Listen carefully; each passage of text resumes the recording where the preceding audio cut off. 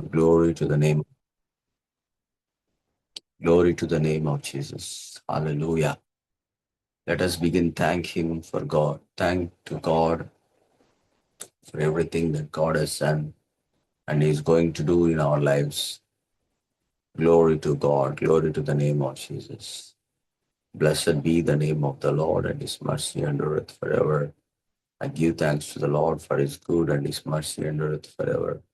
Glory. Hallelujah. యెహోవా దయాళుడు, ఆయన కృప నిరంతరం ఉండును. ఆయన మంచితనము, ఆయన సత్యము తరతరములు ఉండును. యెహోవా దయాళుడు, ఆయన కృప నిరంతరం ఉండును. ఆయన సత్యము తరతరములు ఉండును. యెహోవా దయాళుడు, ఆయన కృప నిరంతరం ఉండును. ఆయన సత్యము తరతరములు ఉండును. యెహోవా మంచివాడు, ఆయన కృప నిరంతరం ఉండును. ఆయన సత్యము తరతరములు ఉండును. హల్లెలూయా. హల్లెలూయా. హల్లెలూయా.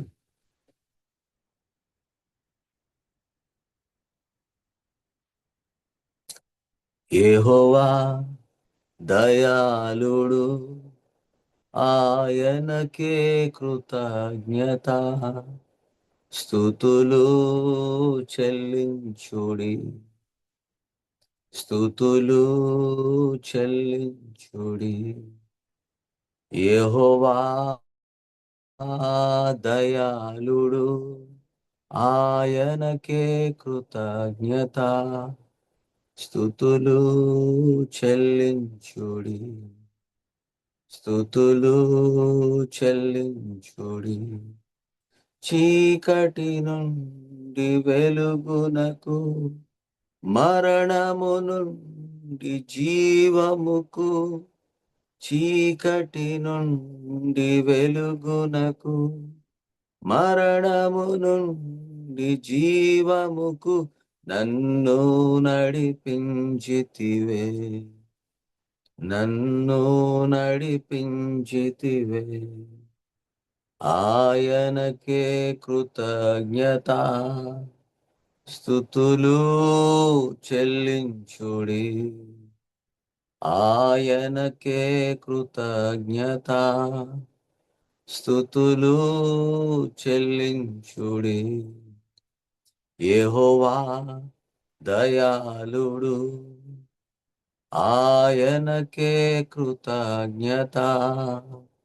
స్తుతులు చెల్లించుడి, స్తుతులు చెల్లించుడి.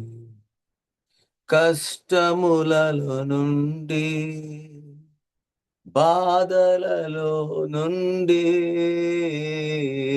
కష్టములలో నుండి,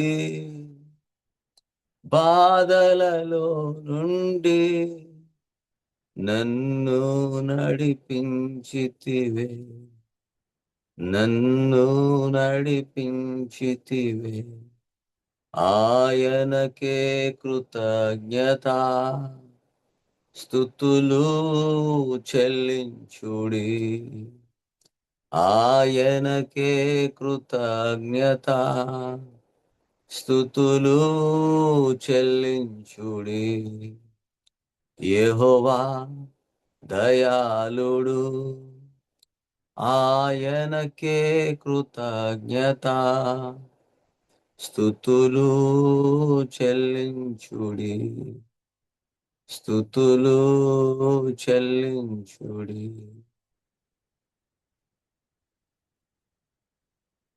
థ్యాంక్ యూ లార్డ్ జీసస్. యేసయ్యా నీకు వందనాలు. యేసయ్యా నీకు కృతజ్ఞత స్తుతులు చెల్లిస్తున్నాం. వాక్యమైనటువంటి దేవానికి వందనాలు. స్తుతులకు పాత్రుడు, అద్భుతాలు చేయు దేవానికి వందనాలు. మా విమోచకుడానికి వందనాలు. సర్వశక్తిమంతుడానికి వందనాలు. సర్వోన్నతుడానికి వందనాలు. యుగ యుగములకు ఒకటే రీతిగా ఉన్న దేవానికి వందనాలు. ఎల్ షద్దాయ్ దేవానికి వందనాలు. మా రాజులకు రాజు, ప్రభులకు ప్రభువానికి వందనాలు. ఇశ్రాయేలు పరిశుద్ధ దేవుడైనటువంటి నిన్ను కొనియాడడానికి మమ్మల్ని నూతన సృష్టిగా చేసిన దేవానికి వందనాలు. మీకు వేలాది వేల స్తుతులు, స్తోత్రములు చెల్లిస్తున్నాను. కృపా, కనికరము, దయా, వాత్సల్యత, దీవెనలన్నిటిని బట్టి, మా పట్ల జరిగించినటువంటి మీ మహాకృపను బట్టి మీ కనికరాన్ని బట్టి, తండ్రి మీరు చేసిన అద్భుతాలను బట్టి, ఆశ్చర్య కార్యాలను బట్టి మీకు వేలాది వేల వందనాలు చెల్లిస్తున్నాం. మిమ్మల్ని సమీపించుటలో మాకు ఇచ్చిన ఆధిక్యత, మీ రక్తం ద్వారా మేము విమోచించబడుట ద్వారా మిమ్మల్ని మేము ధైర్యముగా సమీపించగలిగిన యోగ్యత, అర్హత మీ కృపా సింహాసనం ఎదుట నిలవబడి మీ సహాయము కొరకు కనిపెట్టుట, వీటన్నిటిని బట్టి మీకు కృతజ్ఞతాస్తుతులు చెల్లిస్తున్నాం. ఎక్కడ నేను బలహీనుడునో అక్కడ నేను బలవంతుడును, మీ కృపను మాకు చాలును అని సెలవిచ్చిన దేవానికి స్తోత్రాలు. Let your grace is sufficient for us. Even in our weakness we are strong. Let the poor say that we are rich. Let the sick, let the infirmity, let the pain will say that we are totally delivered and we are healed. We are blessed. Thank you, Father. Glory to the name of Jesus. Blessed be the name of the Lord, and his mercy endureth forever. We give thanks to the Lord for his good, and his mercy endureth forever. Glory, hallelujah. Thank you, Lord. Thank you today. Once again, a refreshed day in our lives.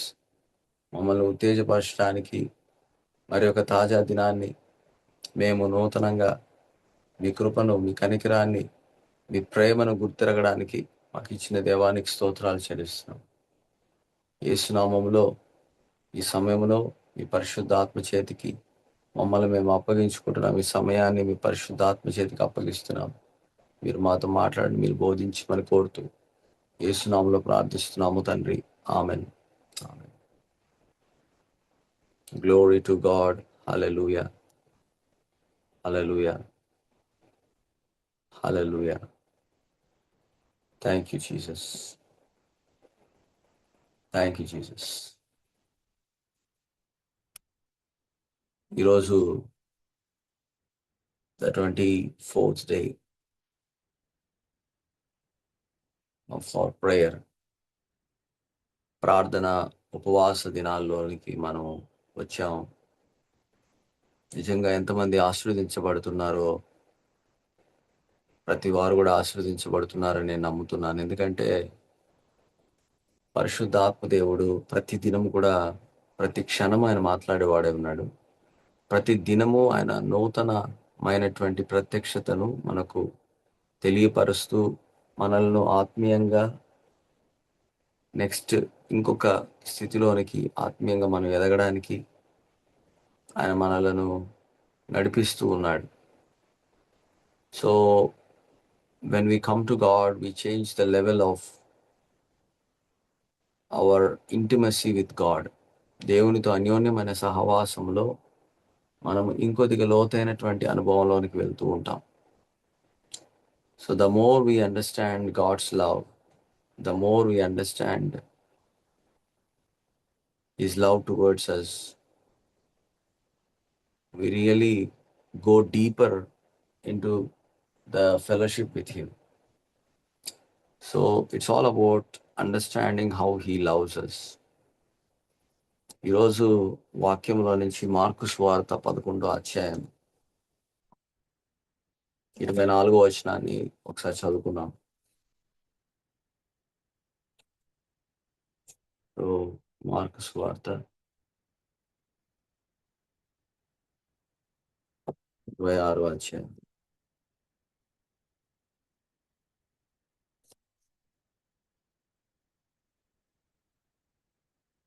Mark సువార్త 11వ అధ్యాయం, క్షమించండి, 24వ వచనం.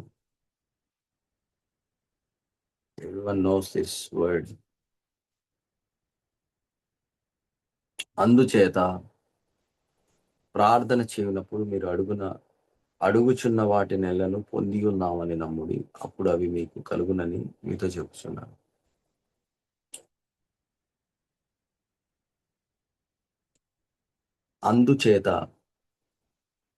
ఎందుచేత ప్రార్థన చేయనప్పుడల్లను మీరు అడిగినవన్నీ పొంది ఉన్నామని నమ్ముడి. ఎప్పుడు మనం ఇలాంటి కార్యం చేస్తాం? అడిగినవన్నీ పొంది ఉన్నామని నమ్ముతాం. When you do that, when you do that,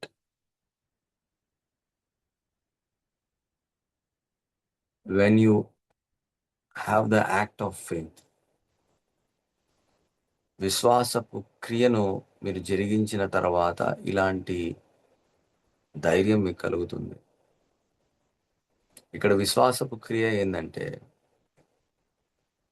ఎవడైనను ఈ కొండను చూచి నువ్వు ఎత్తివేయబడి సముద్రములో పడవేయబడునని చెప్పి తన మనసులో సందేహింపక తాను చెప్పినది జరుగునని నమ్మిన ఎడల వాడు చెప్పినది జరుగునని మీతో నిశ్చయముగా చెప్పుచున్నాను.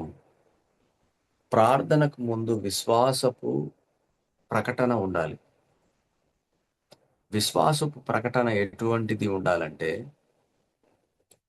సమస్యతో వాక్యము ద్వారా సమస్యతో మీరు మాట్లాడి ఉండాలి. అంటే మీకు ఎదురయ్యేటువంటి కొండ అనగా ఇక్కడ ఏంటంటే ఒక సమస్య. కొండ అంటే ఏంటి? ఇక్కడ ఒక సమస్య. ఈ కొండను చూచి దేవుని దగ్గరికి వచ్చి, అయ్యా ఈ కొండ ఉంది, ఏం చేయమంటావు, ఈ కొండను నువ్వు తీసేయి అని మాట్లాడడం ప్రార్థన కాదు. కానీ కొండనుతో నువ్వు మాట్లాడాలి, సమస్యతో మాట్లాడాలి. సమస్య అనేటువంటి కొండతో నువ్వు మాట్లాడాలి. హల్లెలూయా. బాగా అర్థం చేసుకోండి. This is very important to get the manifestation of what God needs in your life. ఇప్పుడు నేను కొండను చూపించి దేవునితో, అయ్యా ఈ కొండ నాకు ఎదురైంది, ఏం చేయమంటావు, నాకు అర్థం కావట్లేదు, నువ్వే తీసివేయి, ఈ కొండ నువ్వే పక్కకు నెట్టు అని దేవుని వేడుకోవడం కాదు. కానీ కొండను చూసినప్పుడు అడ్డుగా ఉంది, చాలా పెద్దది అది. కొండ అంటే whenever it's about the mountain or a hill, it is very huge and very big. అంటే నువ్వు దానిని ఏం చేయలేనటువంటి పరిస్థితిలో అది నిలబడుతుంది అనుకోండి ఎదురుగా. అయినా సరే ప్రభు ఏం మాట్లాడుతున్నాడంటే, నువ్వు ఈ కొండను చూచి అది ఎత్తివేయబడి సముద్రములో పడవేయబడును గాక, పడవేయమని చెప్పి. So first thing, you speak to the mountain, be thou removed, be thou cast into the sea. Be thou removed, ఇంగ్లీష్లో ఉంటుందంటే, whosoever shall say unto this mountain, be thou removed and be thou cast into the sea, and shall not doubt in his heart,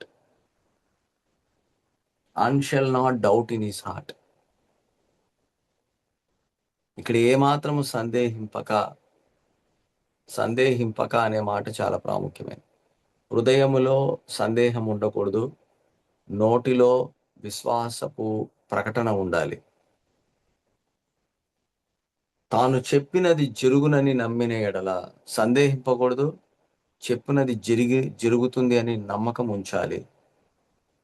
వాడు చెప్పునది జరుగునని మీతో నిశ్చయముగా చెప్పు. ఏదైతే వాడు మాట్లాడతాడో సందేహింపక చెప్పునది జరుగుతుంది అని నమ్ముతాడో అది జరుగుతుంది. This is the promise. ఇది ఏంటి అని అంటే, ఆయన లాంటి విశ్వాసం, దేవుని లాంటి విశ్వాసముతో పని చేయడం దాన్ని చూపిస్తుంది. ఇది ఒక అంజూరపు చెట్టును గురించి మాట్లాడుతూ, ఆ అంజూరపు చెట్టును యేసు ప్రభు శపించినప్పుడు ఆయన బేతనియ నుండి వెళుతున్నప్పుడు ఆకలిగా ఉన్నాడు. ఒక అంజూరపు చెట్టు చూచాడు, దూరం నుంచి చూచినాడు. దానిలో ఏమైనా దొరుకుతుందేమో, ఫలం దొరుకుతుందేమో, దాని దగ్గరకు వస్తే ఆకులు తప్ప దాని మరేమీ కూడా కనబడలేదు. సో అదే అంజూరపు చెట్లు కాలం కాదు.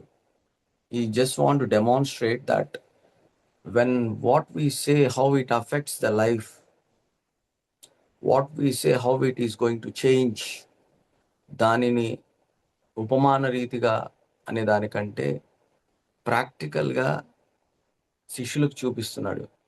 నోటి ద్వారా పలకబడేటువంటి మాట సందేహింపక తాను చెప్పినది జరుగును అని నమ్మేటువంటి వాడుగా మాట్లాడితే ఏం జరుగుతుంది అనే దాని గురించి మాట్లాడుతున్నాడు.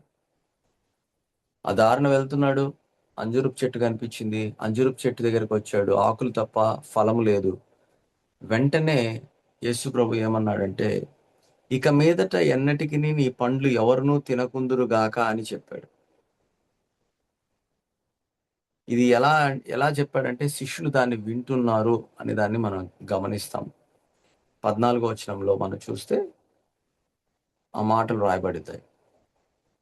తర్వాత ఆయన వెళ్ళిపోయాడు, చెప్పేశాడు, వెళ్ళిపోయాడు. ఇంకా అక్కడ వెయిట్ చేయలేదు, అంజూరపు చెట్టు దగ్గర ఆగలేదు. చెప్పినటువంటి మాట ప్రకటన విడుదల చేశాడు. విశ్వాసపు ప్రకటన, faith declared over that fig tree that it has to, that God said that no man eat fruit of thee hereafter forever, and his disciples heard it. అంటే ఏంటి? యేసుప్రభు మౌనంగా మాట్లాడాల అక్కడ. వినిపించే విధంగా ఆయన దానిని శపించినట్లుగా మనం చూస్తున్నాం. వినిపించే విధంగా గట్టిగా మాట్లాడాడు. గట్టిగా మాట్లాడడం అనేది కొన్నిసార్లు మనకి చాలా అవసరం. మన పరిస్థితిలో ఎదురయ్యేటువంటి ఇబ్బందులలో, ఇరుకులో నీవు ఏమైతే కావాలని కోరుకుంటావో అక్కడ జరగకుండుట చూచి మౌనముగా ఉండకూడదు. ఏదైతే జరగకూడనివి జరుగుతున్నప్పుడు కూడా మౌనంగా ఉండకూడదు. నీ ఇంటిలో, నీ శరీరంలో, నీ మనస్సులో, నీకు కలిగినటువంటి యావత్తులో నీకు ప్రతికూలమైనటువంటి పరిస్థితులు ఎదురైనప్పుడు, నీకు కావలసినది జరగకుండునట్లా చూచినప్పుడు, don't keep silent when there is a chaos in your life and there is a calamity that's happening in your life, and you have to open your mouth and you have to release faith declaration over that situation. అందుకే విశ్వాసపు ఒప్పుకోలును మనం మాట్లాడాలి, గట్టిగా మాట్లాడాలి. శిష్యులు విన్నారంటది. వినిన తర్వాత ఆయన యెరూషలేమునకు వెళ్ళాడు. యెరూషలేములో కొంత పని చేశాడు. అక్కడ ఆయన బోధించినట్లుగా మనం చూస్తున్నాం. శాస్త్రులు, పరిసయ్యులు ఆయన బోధ విని ఆశ్చర్యపడ్డారు. తిరిగి ఈవినింగ్ ఏమైందంటే ఆయన రిటర్న్ అయ్యాడు. ఆ రోడ్లో వెళ్ళాడు, అంజూరపు చెట్టు కనిపించింది, ఆకలిగా ఉన్నాడు. దాంట్లో ఫలం ఉందా లేదో చూశాడు. ఫలం లేని కారణాన్ని బట్టి అంజూరపు చెట్టులో ఇక మీదట ఎవరు కూడా నీ ఫలాన్ని ఇక తినరు అని చెప్పి శపించాడు. యెరూషలేముకి వెళ్ళాడు, కార్యక్రమం ముగించుకున్నాడు. తిరిగి వెనక్కి వస్తున్నాడు సాయంకాలం అయినప్పుడు. 19వ వచనంలో, సాయంకాలం అయినప్పుడు ఆయన పట్టణంలో నుండి బయలుదేరును. ప్రొద్దున వారు మార్గమున పోవచ్చుండగా ఆ అంజూరపు చెట్టు వేళ్లు మొదలుకొని ఎండి ఉండుట చూచిరి.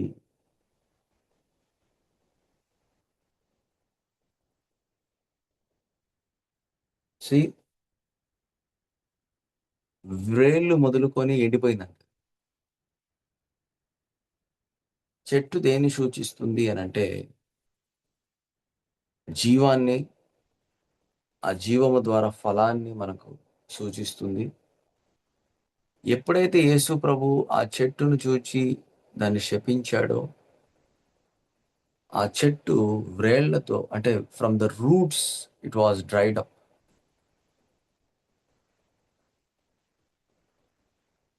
21వ వచనంలో, అప్పుడు పేతురు ఆ సంగతి జ్ఞాపకము తెచ్చుకొని, బోధకుడా, ఇదిగో నీవు శపించిన అంజూరపు చెట్టు ఎండిపోయినని ఆయనతో చెప్పెను.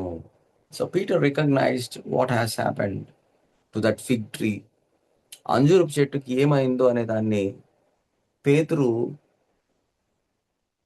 చూచి జ్ఞాపకం చేశాడు. నిన్న ప్రభు ఏం మాట్లాడాడు, ప్రభు మాట్లాడినటువంటి మాటను జ్ఞాపకం చేసుకున్నాడు. అయ్యా ఇదిగో చూడు, నువ్వు చెప్పించావు కదా ఈ చెట్టుని, అది వ్రేళ్లతో సహా ఎండిపోయింది. Everybody has seen that. Jesus not only teached about the kingdom of God, he demonstrated how to operate in the kingdom of God.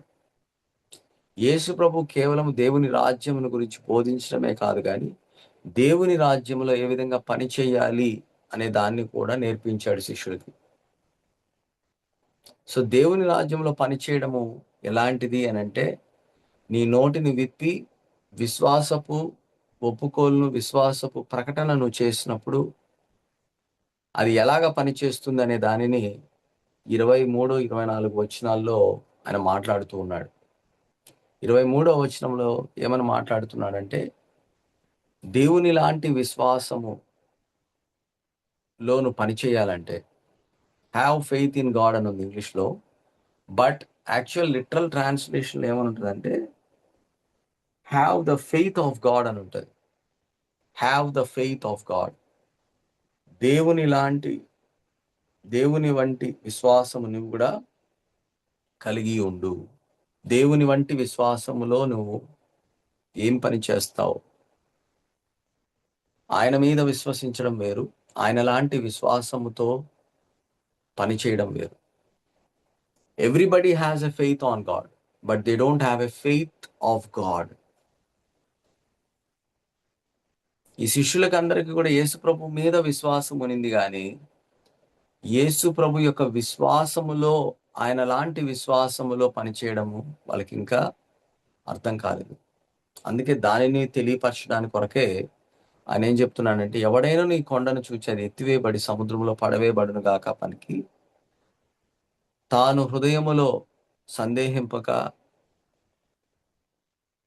తాను చెప్పినది జరుగునని, తన మనసులో సందేహింపక తాను చెప్పినది జరుగునని నమ్మిన ఎడల వాడు చెప్పునది జరుగునని మీతో నిశ్చయముగా చెప్పుచున్నాను. సో పలకడం, సందేహం లేకుండా ఉండడం, నమ్మడం, పలికేటువంటి వాటిని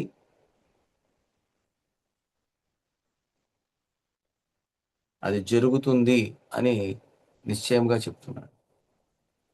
so it is all about your heart and your mind. Your saying heart condition shall not doubt in his heart. మనసు అని రాశారు కానీ ఇక్కడ యాక్చువల్గా హృదయంలో సందేహం. ఫర్ వెరీలీ ఐ సే అంటూ, వెరీలీ అనే మాట ఎక్కడైనా దేవుడు వాడాడంటే ఖచ్చితముగా, ఖచ్చితముగా, నిశ్చయముగా, నిశ్చయముగా, ఇంకా దాంట్లో డౌట్ లేదు. వాక్యాల్లో కొన్ని వెరీలీ అనే మాట వాడుతున్నారంటే అది ఇంకా ఖచ్చితంగా, నిశ్చయముగా, అదొక ప్రిన్సిపల్, అదొక నియమము, అది పనిచేసేటువంటి నియమం అయినది అని తెలియపరుస్తాడు. సో ఇక్కడ నియమం ఏంటంటే, మనము ఒక కొండ అన్నటువంటి సమస్యను చూసినప్పుడు మౌనంగా ఉండకుండా, ఆ కొండ అన్నటువంటి సమస్యను తీసుకొని ప్రార్థనలోనికి తీసుకొచ్చి, దేవా దీన్ని తీసివేయి, తీసివేయి, తీసివేయి అనే ప్రార్థన కాకుండా, కొండతో నువ్వు మాట్లాడేటువంటి ఆధిక్యత, అధికారాన్ని దేవుడికి ఇచ్చినప్పుడు దానితో నువ్వు సందేహము లేకుండా నీ హృదయంలో విశ్వసిస్తూ నమ్ముతూ అది జరుగును అని నువ్వు చెప్పగలిగితే అది ఎత్తివేయబడి సముద్రంలో పడవేయబడుతుంది. హల్లెలూయా. చాలా సందర్భాల్లో మనం ఏం చేస్తామంటే, ప్రార్థన అంటే సమస్యలన్నీ ఏరుకొని, ఆ సమస్యలన్నీ ఒక పెద్ద పట్టిక తీసుకొని, నా శరీరంలో ఉన్న సమస్యలు, నా కుటుంబంలో ఉన్న సమస్యలు, నా ఆర్థికపరమైన సమస్యలు, నాకున్నటువంటి ఒత్తిడి, ఇవన్నీ తీసుకొస్తాం అనమాట. సమస్యలన్నీ తీసుకొస్తాం, సమస్యల గురించి మాట్లాడతాం, సమస్యలతో దేవుని దగ్గరికి వస్తాం. 24 గంటలు ప్రార్థన అంటే ఇదే. చాలా మంది విశ్వాసులు ఇదే పని చేస్తుంటారు. When you talk about the mountains before God, God will irritate and he will say, I have given authority. I have given you the power. I have given you the authority. నేను నీకు అధికారాన్ని ఇచ్చాను, నీకు శక్తిని ఇచ్చాను, నీకు సామర్థ్యతనిచ్చాను.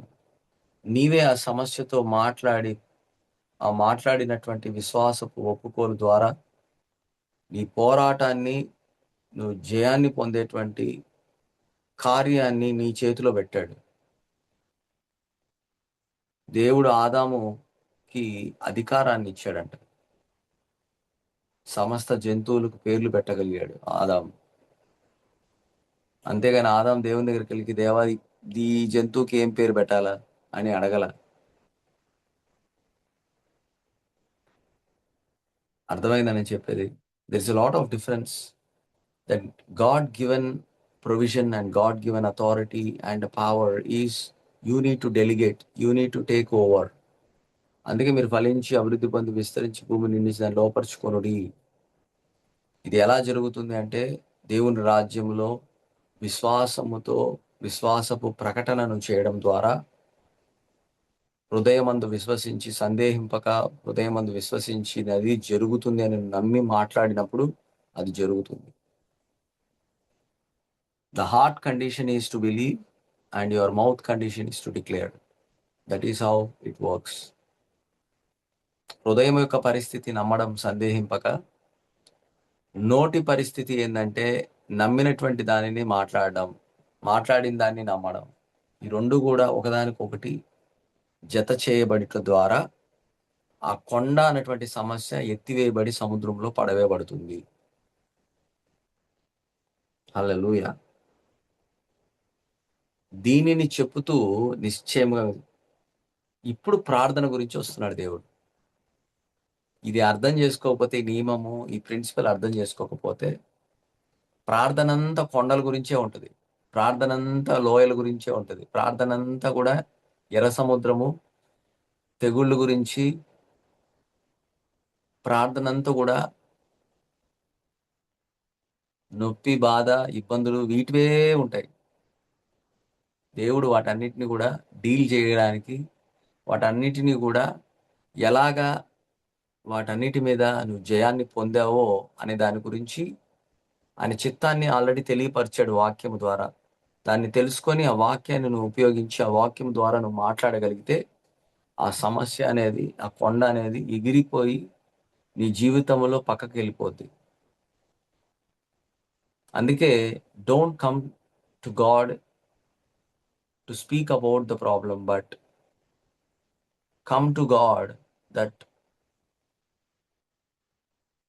you have already declared over that problem and it is moved away, and come to God to give thanks for that problem has been cleared in your life. అందుకే మీరు ప్రార్థన చేయనప్పుడల్లా మీరు అడిగినవన్నీ పొంది ఉన్నామని నమ్ముడి. The thanksgiving begins when you believe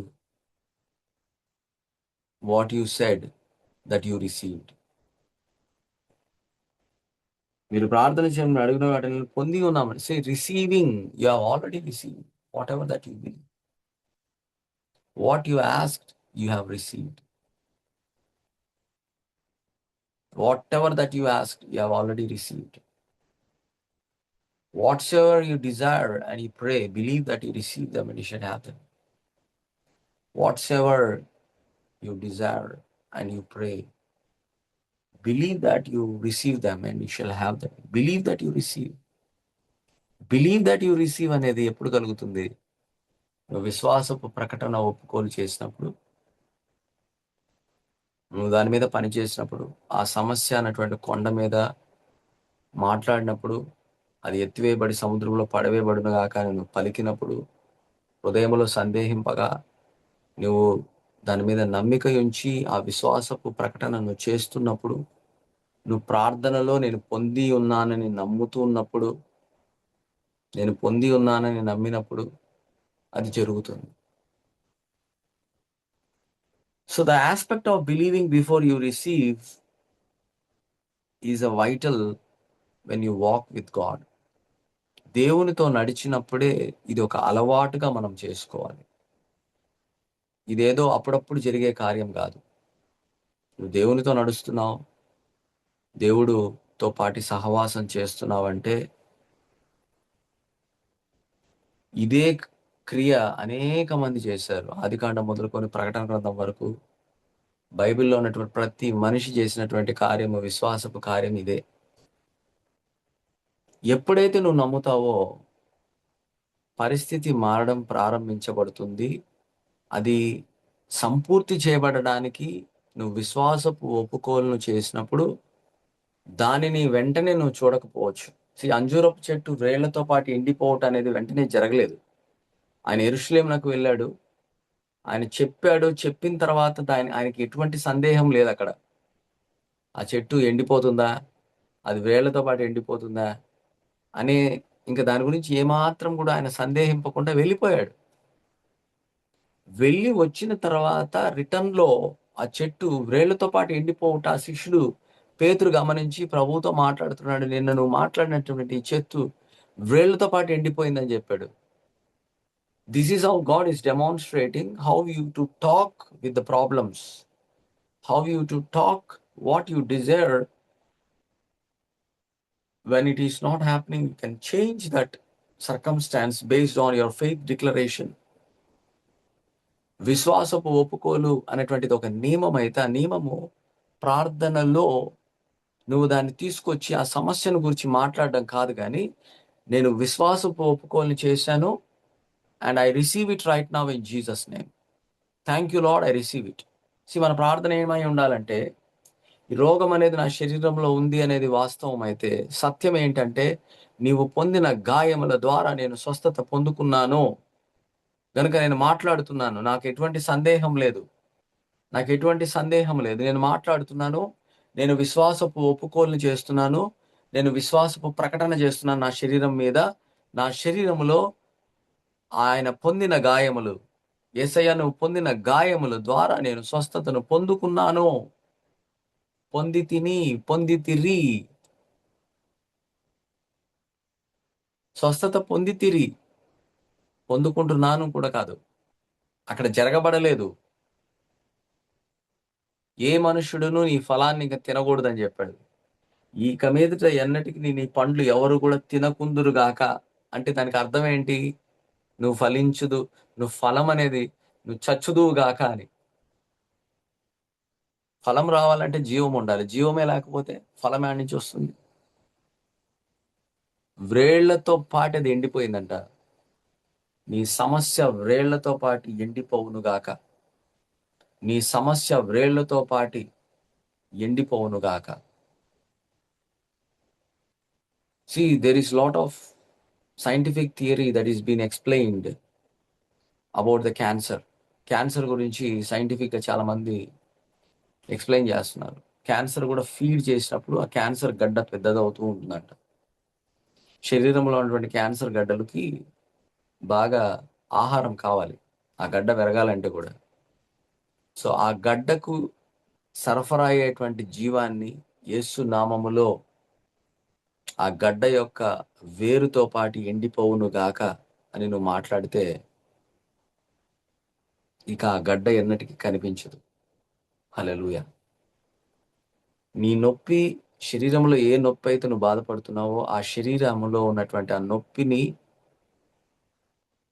గల కారణముతో కూడినటువంటి వేరుతో మాట్లాడాలి.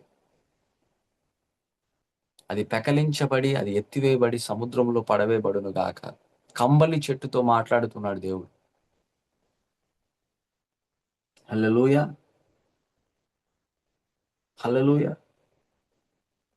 కనుక కంబలి చెట్టుతో మాట్లాడాలి, సమస్యలతో మాట్లాడాలి, అన్నిటితోనూ మాట్లాడగలగాలి. Glory to God. లూకా సువార్త 17:6లో ఈ మాట రాయబడింది. లూకా సువార్త 17:6 చూడండి.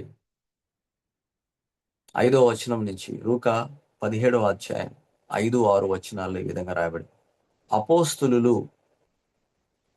అపోస్తులు ఏమంటున్నారంటే యేసుప్రభువు దగ్గరికి వచ్చి, మా విశ్వాసము వృద్ధి పొందించమని ప్రభువుతో చెప్పగా, విశ్వాసాన్ని అధికం చెయ్యి, let we grow in faith అని అడుగుతున్నారు అపోస్తులు.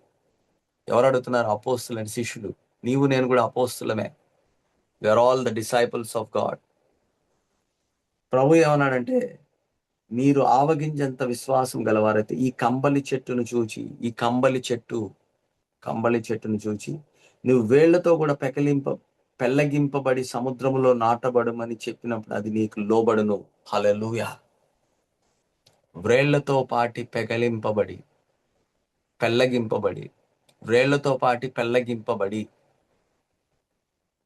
సముద్రములో పడవేయబడును గాక అని. సో ప్రతిసారి సముద్రాన్ని ఎందుకు చూపిస్తున్నాడంటే, చెట్టు ఎప్పుడైనా సముద్రంలో నాటబడుతుందా? కొండ ఎప్పుడైనా సముద్రంలోనికి వెళ్తుందా? ఇట్స్ ఎన్ ఇంపాసిబుల్ థింగ్ అండి. It's an impossible thing. కానీ నీకు ఆవగింజంత విశ్వాసం ఉంటే చాలంట, నువ్వు చెప్పినది జరుగుతుంది అంటున్నాడు.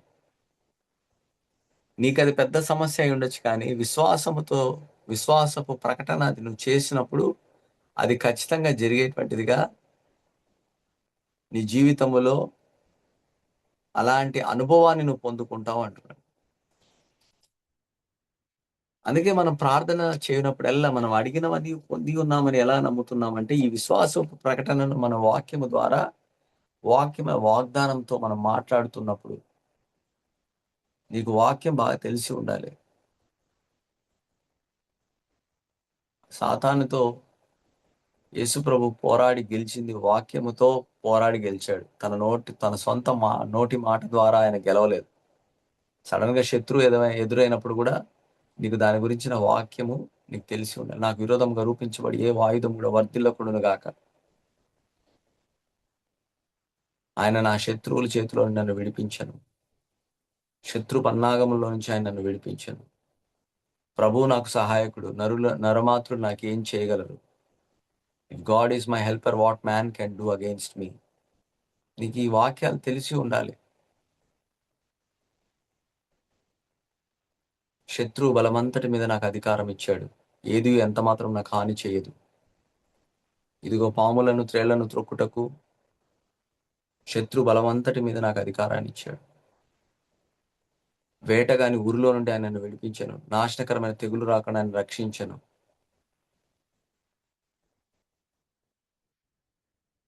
చీకటిలో సంచరించి తెగులుకైనా, మధ్యాహ్నం అందు పాడు చేయి రోగంకై నేను భయపడుతుంది. పగలు ఎండ దెబ్బైన, రాత్రి వెన్నెల దెబ్బైన నాకు తగలదు. ఇవన్నీ ఏంటనుకుంటున్నారు? దేవుని చిత్తం. అది దేవుని చిత్తమును వాక్యము ద్వారా బయలుపరచబడినటువంటి మాటలను విశ్వాసపు ఒప్పుకోలు నువ్వు చేస్తున్నావు. అందుకే వాక్యముతో నువ్వు మాట్లాడాలి. నీ సొంత మాటలు కూడా, సొంత మాటల కన్నా వాక్యముతో కూడినటువంటి మాటలను విడుదల చేసినప్పుడు నీ జీవితంలో ఈ కొండ చూచి అది ఎత్తివేయబడి సముద్రంలో పడవేయబడును గాక అని నమ్మి, హృదయంలో సందేహంక నువ్వు నమ్మిక ఉంచినది జరుగునని నువ్వు చెప్తే అది జరుగుతుంది. ఇదిగో ఈ కమ్మలి చెట్టును చూచి అది ఎత్తివేయబడి సముద్రంలో పడవేయబడును గాక, వేర్లతో పాటి పెళ్ళగింపబడి అది ఎత్తివేయబడి సముద్రంలో పడవేయబడును గాక అని పలికినప్పుడు అది జరుగుతుంది. Hence in the day of adversity మనము నమ్మినది జరగకుండా ఉన్నప్పుడు, ఒకవేళ దానికి ప్రతికూలంగా జరుగుతున్నప్పుడు, దేవుని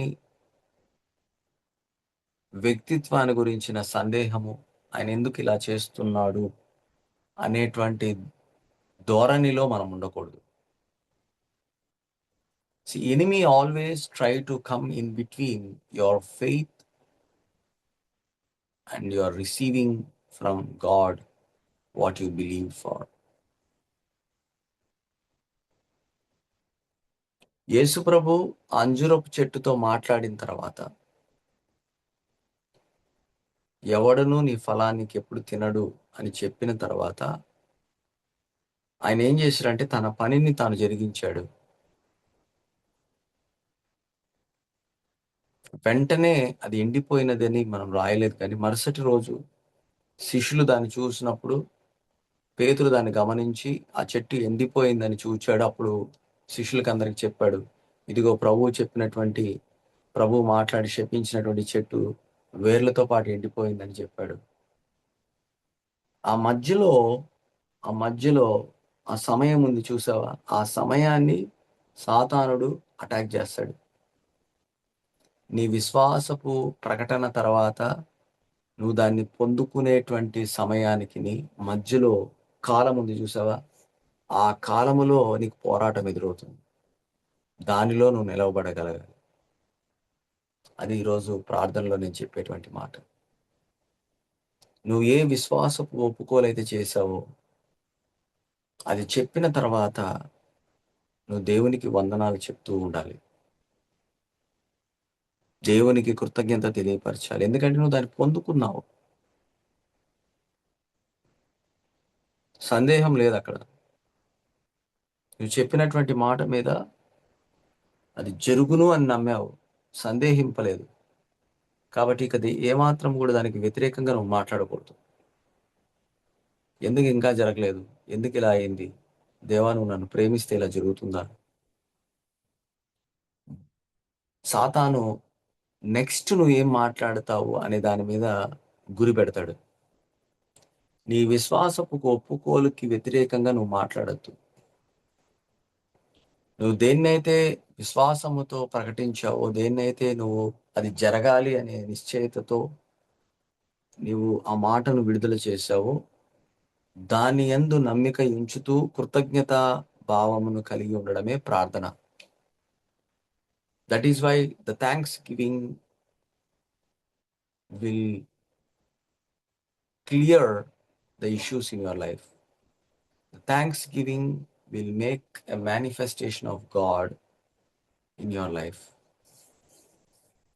అక్కడ సందేహం అనేది మొదలైతే ఫిర్యాదులు, గొనుగులు, సనుగులు ఇవి ఉంటాయి. ఎందుకు ఇంకా జరగలేదు, ఇంకా ఎందుకు, ఇంకా ఎప్పుడు ఎప్పుడు? అక్కడ నువ్వు చేయాల్సింది ఏంటంటే, దేవుడు నన్ను ప్రేమిస్తున్నాడు కాబట్టి ఆయన నాకు ఇస్తున్నాడు. Because God loves me, he is giving me అన్నటువంటి మాటను నాటుకోవాలి మనసులో. ఆయన నీకు ఎందుకు ఇవ్వాలా? ఎందుకు ఆ సమస్యను తొలగించాలా? ఎందుకు ఆ కొండ ఎత్తివేయబడాలా? ఎందుకు ఆ అంజూరపు చెట్టు శపించబడాలా? ఎందుకు ఆ కంబలి చెట్లు వేర్లతో పాటి పెళ్లగింపబడి సముద్రంలో పడవేయబడాలా? ఎందుకంటే ఆయన నిన్ను ప్రేమిస్తున్నాడు కాబట్టి. హల్లెలూయా. అక్కడ నువ్వు నీ విరోధి అయినటువంటి అపవాదికి, సాతానుకు నువ్వు చోటు ఇవ్వకూడదు. We must have faith that cannot only to receive but to withstand at the day of adversity, the evil day. ప్రతి వారికి కూడా ఒక అడ్వర్సిటీ డే ఉంటుంది, శ్రమ దినం ఉంటుంది. ఆ శ్రమ దినంలో కృతజ్ఞతాభావం కలిగి ఉండాలి. దేవుని వాక్యము వాగ్దానముతో కూడినటువంటిదైతే శ్రమ దినమున మనము సంతోషించాలి. శ్రమ దినమున ఆయన నన్ను ప్రేమిస్తున్నాడు, నన్ను విడువక ఎడబాయక ఆయన శాశ్వతమైన ప్రేమతో నన్ను ప్రేమిస్తున్నాడు కాబట్టి ఆయన నాకు ఇచ్చుచున్నాడు, నేను అడిగినవన్నీ పొందుకున్నాను, నాకు ఎలాంటి సందేహము లేదు, ఎందుకంటే God loves me so much అనే సత్యము మీద మనల్ని మనం నాటుకోవాలి. అప్పుడు మనం స్థిరపరచబడతాం. చాలాసార్లు అది డిలే అవుతున్న కారణంలో, ఆలస్యంగా చేయబడేటువంటి కాలంలో ఆయన వ్యక్తిత్వం పట్ల మనము నెగెటివ్‌గా మాట్లాడే వాళ్ళు ఉన్నారు. ఎందుకు ఇలా జరుగుతుంది? ఎందుకు ఇలా జరుగుతుంది? నేను ప్రార్థించాను, అన్నీ చేశాను, కానీ దేవుడు ఎందుకో చేయట్లేదు. ఎందుకో నాకు తెలీదు.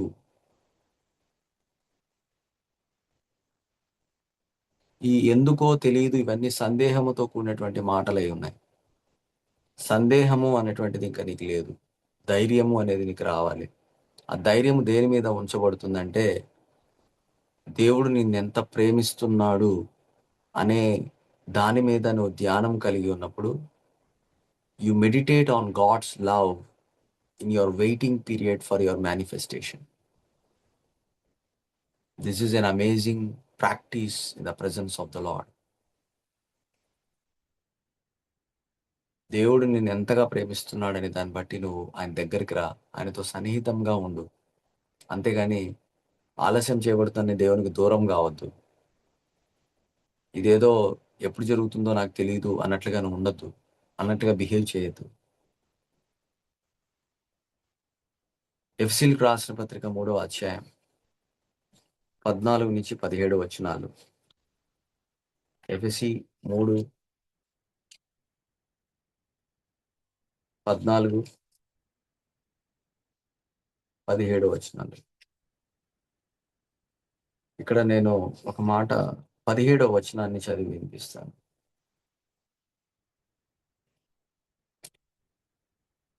ప్రేమ యందు వేరుపారి స్థిరపడి.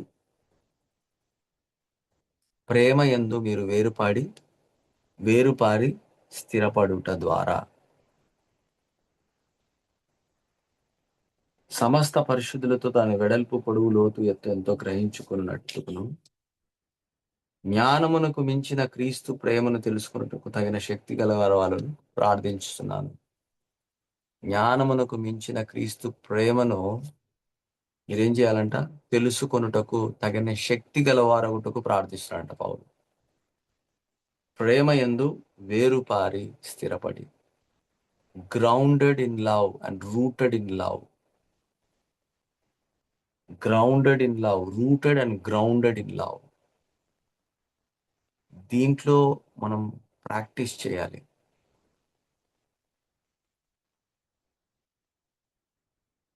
పరిశుద్ధాత్మ దేవుడు అక్కడ మీకు సహాయపడాలి. అందుకే వాగ్దానము పైన క్రింద కూడా ప్రేమల గురించి ఆయన ఎక్కువగా మాట్లాడుతూ ఉన్నాడు. ఉదాహరణకు మత్తయి సువార్త 7వ అధ్యాయం 7-8 వచనాల్లో మనం చూస్తే, మత్తయి సువార్త 7వ అధ్యాయం 7-8 వచనాలు. అడుగుడు మీకు ఇవ్వబడును, వెదుకుడు మీకు దొరుకును, తట్టుడు మీకు తీయబడును. అడుగుడు ప్రతి వాడిని పొందును, వెదుకువానికి దొరుకును, తట్టువానికి తీయబడును. ఇవన్నీ కూడా జరిగేటువంటి మాటలే. సో దేవుని యొక్క తండ్రి యొక్క వ్యక్తిత్వం ఏంటిదో అనేది మనం 9వ వచనంలో చూస్తే, మీలో ఏ మనుషుడైన తన కుమారుడు తను రొట్టెను అడిగిన ఎడల వానికి రాతినిచ్చునా, చేపను అడిగితే పామునిచ్చునా? మీరు చెడ్డవారై ఉండి మీ పిల్లలకు మంచి ఈవులు ఎరిగి ఉండగా పరలోకమందున మీ తండ్రి తను అడుగువానికి అంతకంటే ఎక్కువగా ఎంతో నిశ్చయంగా మంచి ఈవులను ఇచ్చును.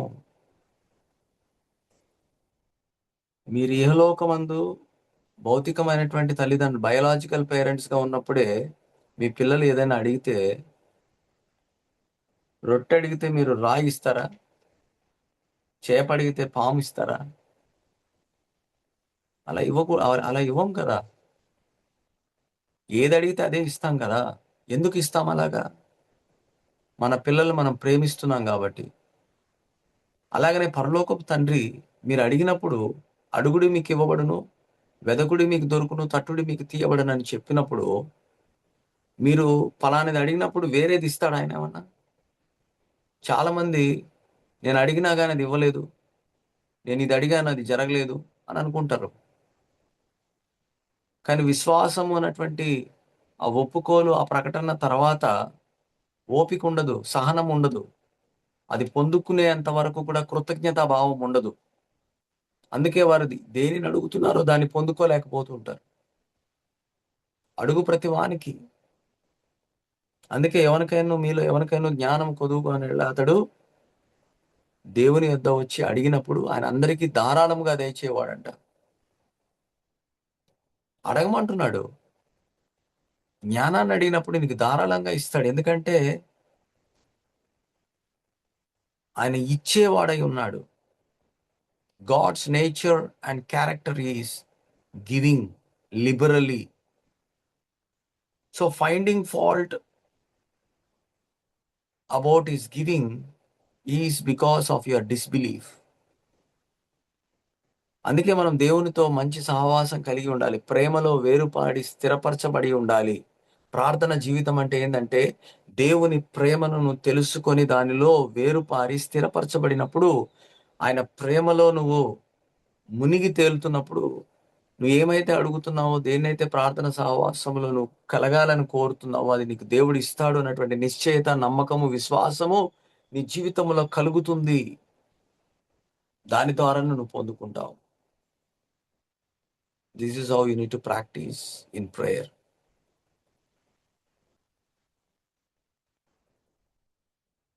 హల్లెలూయా.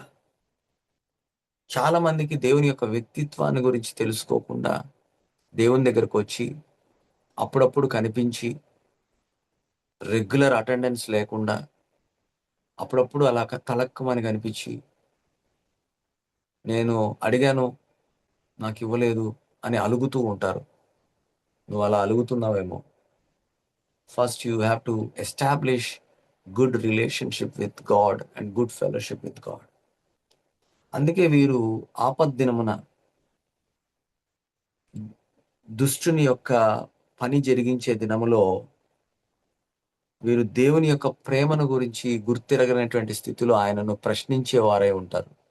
ఆయన మీద నమ్మకము, విశ్వాసము లేకుండా ఆయనను ప్రశ్నిస్తూ, ఆయనకు ఫిర్యాదులు చేస్తూ, గొణుగుతూ, సణుగుతూ ఉంటారు. ఇదే ఇశ్రాయేల్ ప్రజలు చేశారు. అయితే నూతన నిబంధనలో నీవు దేవుని ప్రేమ నీలో నివసించుచున్నది. దేవుడు తన ప్రేమను వెల్లడిపరిచిన ఎట్లనగా మనం ఇంకనూ పాపులమై ఉండగానే క్రీస్తు మన కొరకు చనిపోయాను. దేవుడు తన ఆత్మ ద్వారా ఆయన ప్రేమను మనలో ఉంచాడు. If he has given the Holy Spirit, his love is also is in upon you. ఆయన ప్రేమ మనలో కుమ్మరించబడి ఉన్నది. ఈరోజు ఆయన ప్రేమ నీలో కుమ్మరించబడి ఉంటే నువ్వు అడిగేదానికంటే ఎక్కువ ఇస్తాడు. హల్లెలూయా. నువ్వు దేన్నైతే అడుగుతున్నావో అంతకంటే ఎక్కువగా దేవుడు నీకు ఇవ్వగలడు. అంతకంటే ఎక్కువ నీకు చేయగలడు. అంతకంటే ఎక్కువగా నువ్వు పొందుకోగలవు. నువ్వు అంతకంటే ఎక్కువగా నీ జీవితంలో దేవుడు జరిగించగలడు. సందేహింపక విశ్వాసముతో అడుగుచున్నటువంటి వాటన్నిటిని కూడా నువ్వు పొందుకుంటున్నావు. Glory to God. It's all practise the presence of God in prayer. అందుకే ప్రార్థన సమయం అనేది చాలా విలువ కలిగిన సమయం. దేవుని ప్రేమలో మనము వేరుపారి స్థిరపరచబడడానికి వాక్యము ద్వారా దేవుడు నిన్ను ఎంతగా ప్రేమిస్తున్నాడు అనే దాని మీద లోతుగా అనుభవరీతిగా నువ్వు దేవునిని, ఆయన యొక్క వ్యక్తిత్వాన్ని తెలుసుకొని దానిలో నీ స్థిరపరచబడిన తర్వాత నీ ప్రార్థన జీవితం మార్చబడుతుంది. Hallelujah. It's going to be a great thing when you come to God in prayer. When you come to God like this in prayer, have God kind of faith.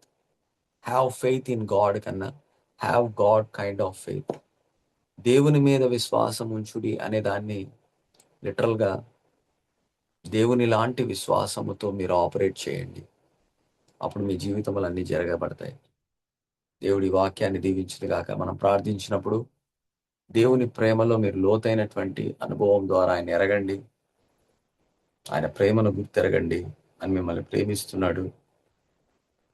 మీరు ఆయన ప్రేమలో నిలిచి ఉన్నవారుగా, వేరుపారి స్థిరపరచబడినటువంటి వారుగా మీరు ఉండాలని కోరుకొనుచు ప్రార్థన చేసుకున్నాం. మహాపరిశుద్ధుడు అయిన ప్రేమ కలిగిన పరలోక తండ్రి, ఈరోజు చెప్పబడినటువంటి వాక్యము ద్వారా మీ పరిశుద్ధ ఆత్మదేవుడు మాతో మాట్లాడాడని మేము నమ్ముతున్నాం. మా జీవితాల్లో ఏది మేము కోరుకుంటున్నామో వాటి విషయమై మేము ఎలాగ పని చేయాలి, ఎలాగ మీరు పని చేశారో దాన్ని మాకు తెలియపరిచారు. అంజూరపు చెట్టుతో మీరు మాట్లాడినప్పుడు, మీరు దాన్ని శపించినప్పుడు అది మరుసటి దినమున వ్రేళ్లతో పాటి ఎండిపోయినని శిష్యులు గుర్తెరిగారు. అలాగనే మా జీవితంలో ఏదైతే మేము ఏ పరిస్థితితో అయితే మేము శపిస్తున్నామో ఆ శపితమైనటువంటి దాన్ని తీసివేసే దేవుడు. రోగాన్ని మేము శపిస్తున్నాం, ఏదైతే ఇబ్బందులు ఎదురవుతున్నా వాటిని శపిస్తున్నాం యేసు నామములో. అది మా పక్షాన మీరు జరిగించిన వాడు. మాకు అట్టి అధికారాన్ని ఇచ్చావు, నీకు స్తోత్రాలు. ఎందుకంటే మీరు మమ్మల్ని ప్రేమిస్తున్నారు కాబట్టి. మీ ప్రేమ యందు మేము వేరుపారి స్థిరపరచబడులాగున మీ వాక్యము ద్వారా మీరు ఎంతగా మమ్మల్ని ప్రేమిస్తున్నారనే దాన్ని మీరు తెలియపరిచారు. అందుకనే పౌలు గారు సంఘంతో దాన్ని తెలుసుకొనవలనని ప్రార్థించుచున్నాను అని చెప్పారు. అవును తండ్రి, మేము ఇంకనూ మీ ప్రేమను ఎక్కువగా తెలుసుకోవడానికి ప్రార్థన ద్వారా మీ సన్నిధానంలోకి వస్తున్నాం. మీకు స్తోత్రాలు దేవా. మీ మంచితనాన్ని, మీ విశ్వాసత, మీ నమ్మకత్వాన్ని బట్టి మీకు స్తోత్రాలు చెల్లిస్తున్నాం. మీరు మా పక్షాన పనిచేసేవాడు, ఎందుకంటే మీరు మమ్మల్ని ప్రేమిస్తున్నవాడు. మీ ప్రేమ యందు మేము నిలిచి ఉన్నటువంటి వారంగా మీరు మా జీవితాల్లో మీ విశ్వాసపు క్రియను కార్యాన్ని జరిగిస్తున్నందుకై స్తోత్రాలు. యేసునామంలో మేము అడిగినవన్నీ పొందుకున్నామని నమ్ముతూ కృతజ్ఞతాస్తుతులు చెల్లిస్తూ ఈ ప్రార్థన విన్నపం మీకు తెలియపరుస్తున్నాము తండ్రి. ఆమెన్. కాబట్టి విన్నటువంటి వాక్యాన్ని మీరు అర్థం చేసుకున్నారు.